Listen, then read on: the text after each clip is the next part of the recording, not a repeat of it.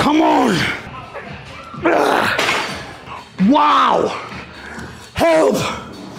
I'm losing my mind. Why is leg day the only day I feel like I have to mentally prepare 2 days in advance? No, Ross, get your head down straight, focus on what matters, and that is getting through leg day. Pre-workout meal, I always have to psych myself up. If you're not psyching yourself up before leg day, you are not training legs hard enough. That is a fact. Pre-leg day meal, rice, mincemeat, and vegetables. No joke, the only meal you're ever gonna need to make gains. Goodness me, I ate that in like 2 minutes. The hell? I can literally inhale food. And especially whenever it's like healthy food, it's so much harder to ever feel full. That's why I can eat so much more healthy food. Right then, let's get this gym bag packed. What do I take in my gym bag? I've got my tripod, my camera, which is actually being filmed on right now. And that, oh yeah, and my band, obviously, to warm up your rotator cuffs and stuff. But obviously it is leg day, so most people would have a belt, knee straps, or even if they're training chest day, they would have like wrist straps. I've never worn any of that. I'm not saying don't wear them, but the thing with me is I don't ever want to rely on them. Let's say I get to the gym and I forget them. You know the session's not feeling the same. And because I've never worn them, I just go in there raw. I train raw, I don't wear belts and things like that. I train with good form. I mean, it's been almost 16 years of training now and I've never worn them. So I'm not gonna start now, baby. Let's go. Well, I'm only about to give you the best tip ever on how to grow your legs, mainly your quads. I'm about to do a pre-exhaust workout, which this means is basically doing an isolation before a compound. I always find whenever I'm training legs, if I do like leg extensions and leg curls before I go into, say, my squats, hack squats, or a pressing motion, then I just get 10 times more engagement. That mind to muscle engagement has been the biggest factor to growing my legs. I mean, years ago, I was squatting probably the same weight I'm squatting now, but my legs are double the size. Maybe not double, but they're bigger. It's because I'm training them in a slightly different way. Yes, I'm still squatting. Say it, don't spray it. Yes, I'm squatting the same weight, but my form and my mind to muscle engagement is just improved to another level, and that's how I've found to make the biggest leg gains. So really, I just need to get stuck into this leg workout and show you guys over my 16 years of training what I found to be the most effective to making those leg gains. Here we go. Just into my warm-up that I always do before every single leg workout. Will be around 5 minutes just on the spin bike. Just getting blood into the muscles, getting nice and loose. And I'll do some dynamic stretching. And then I'll do a few warm-up sets of the first 2 exercises. But we'll get into that after I get these legs flowing. A top tip, it may sound silly, for helping motivation towards leg day is do it more frequently. I mean, if I miss a leg day, I always find it so much harder coming back. But if I'm in the flow of smashing 2 leg days a week, it's not as bad. Today it's bad, but not always. What I'll do is now, I know it's early, this is only the warm up, but I will slowly superset leg extensions with leg curls, avoiding failure, increasing the weight every single set, but just avoiding failure. So this is my set number 1, but it's only a warm up.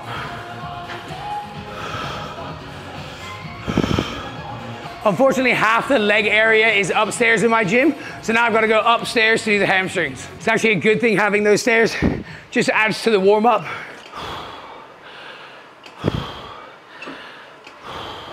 This is my second warm-up set. I've increased the weight, because what I want to happen is whenever I get to my working sets, I don't want my muscles to not have felt a heavy weight yet. I don't want to be lifting a light weight and then my first working set be really heavy. You know, I want them ready for what's coming.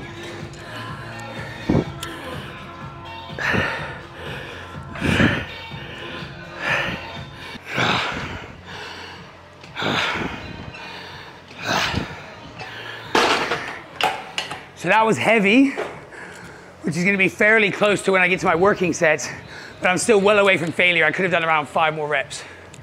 Better take this off before things get weird. What I mean is, during a leg workout, if I keep my hoodie on and I get halfway through my session and the sweat has started, I'm not gonna take the hoodie off.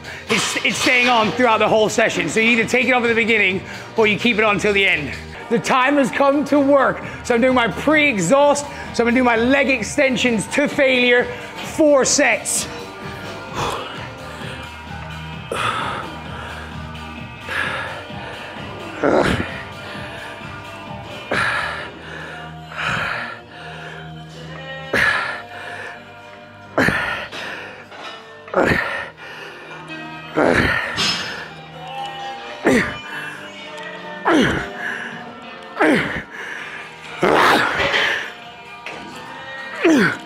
Oh, baby. So straight from leg extensions into leg curls.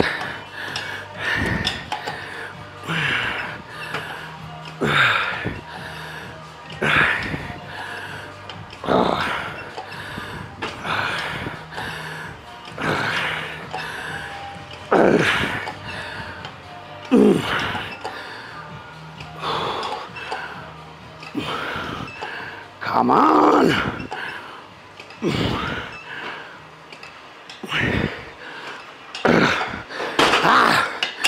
I could do more.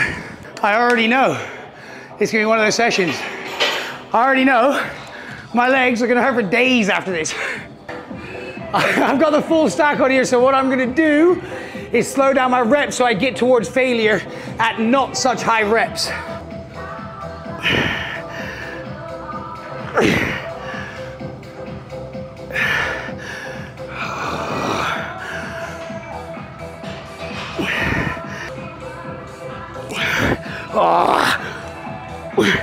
Whoa! My gosh. These stairs just get more fun every set. Come on.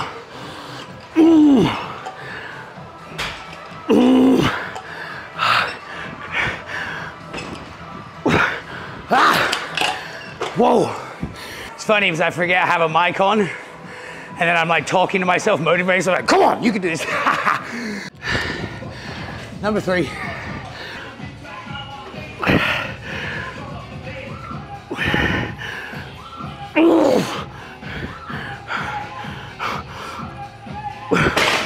That's called being a big. That's called being a wimp.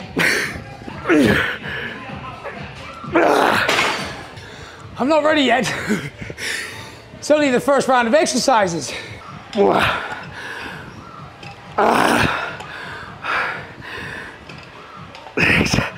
You know, that's the only way you're gonna grow. You can't come in the gym, same thing over and over again, and expect a different result, you know? I mean, that's just pretty obvious. You've obviously gotta take yourself to new places to gain things you've never had before, you know? Yeah, and now I can breathe. Number 4, just make sure it's full stack.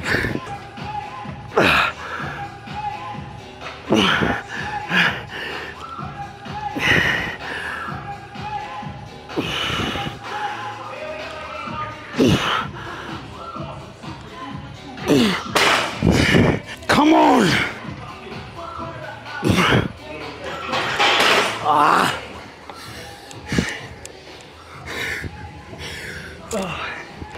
No, leave me alone. Come on.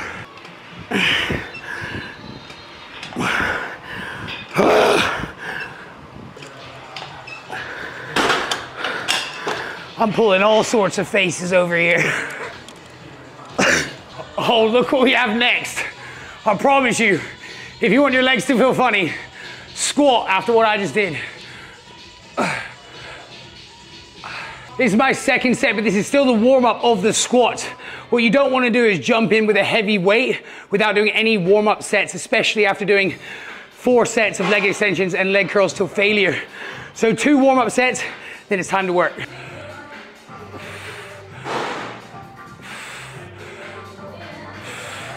Feeling good, but not for long. Time to work on those squats. And I'm not gonna be able to be doing as heavy as I normally would because of the pre-exhaust, But this isn't about that. It's not about lifting heavy. It's about mind to muscle, really controlling those reps and focusing on where we want them to work. Let's go.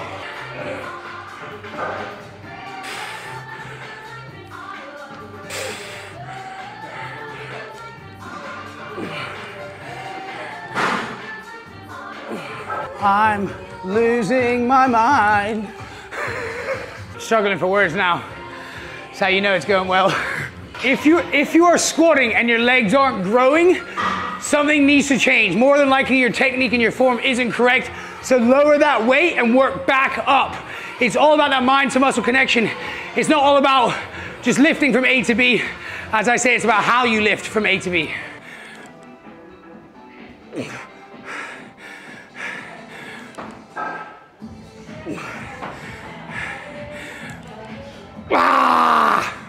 You know what? Leg day truly separates the dedicated from the rest. If you're smashing leg days and going hard, you're just on another level to other people that are not. When it comes to squats, there's videos of me like 8 to 10 years ago squatting 140 kg, but my legs are nowhere near the size that they are today. And that's just the way I'm squatting. With my technique, time under tension, mind to muscle has all just stepped up to another level, which now allows me to squat, if not the same weight, but gain so much more out of it. Fourth and final set, come on. Whoa.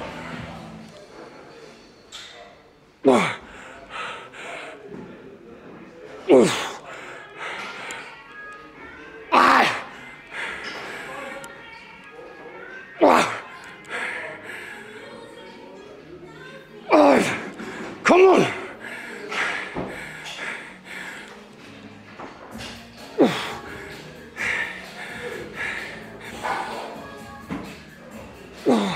Come on.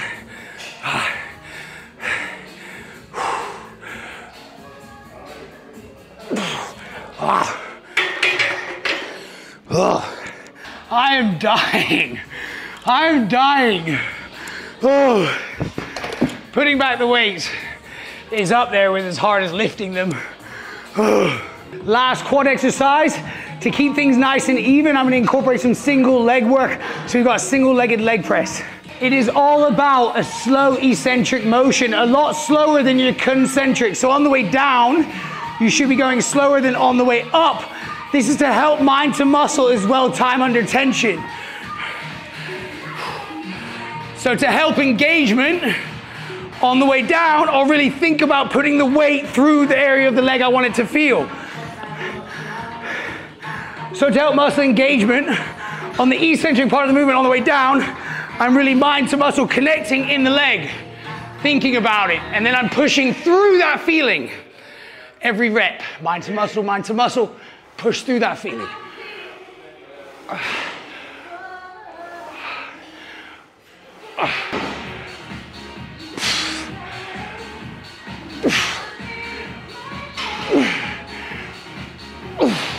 Shall we do this last set? Come on. So where it counts. Come on.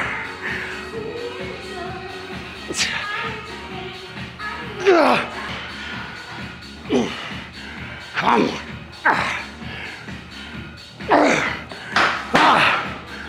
Wow. Help. Exercise number 5. Yes. So moving back onto the hamstrings now, I want to do a hip hinge movement first, my more bigger compound movement for my hamstrings, and then I'll go up and do some more isolations towards the end.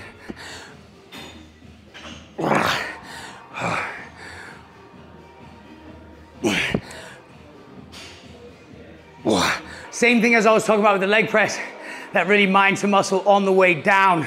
A lot of time I see people's chin come up as they go down. Keep your head down, and in that same parallel position throughout the motion. I can feel it so much more when I keep my chin down rather than up.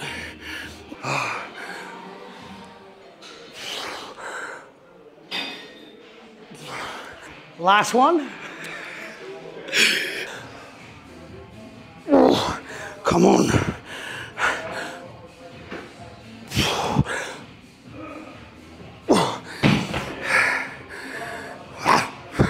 gonna be the last exercise for legs. I'm also gonna do some calf work, but 3 sets, lying leg curls.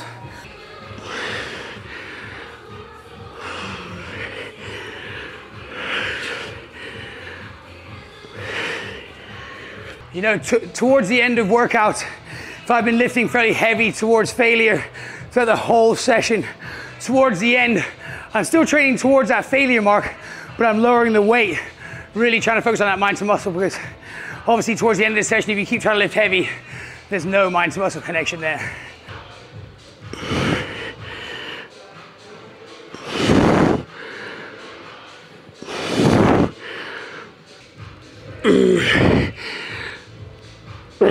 Come on.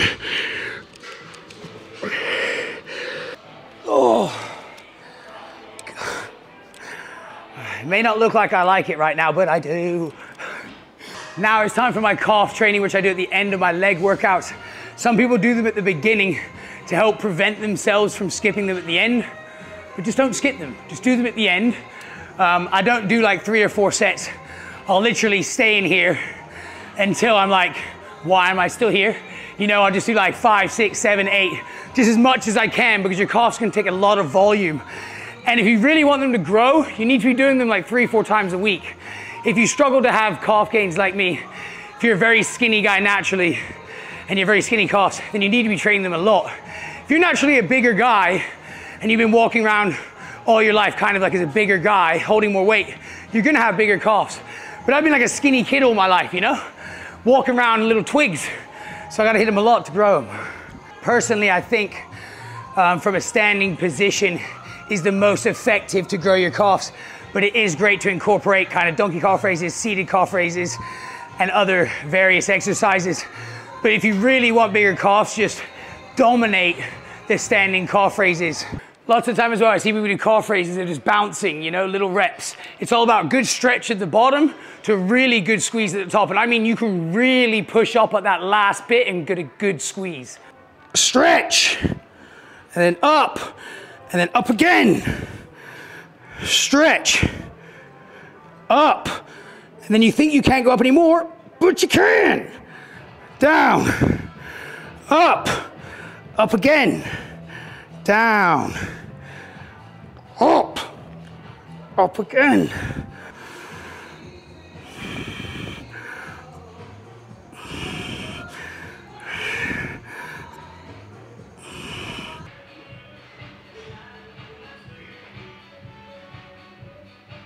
After a leg workout, the upper body pump is terrible. The leg pump, how is that looking? All right, not too bad. Oh. And the calves.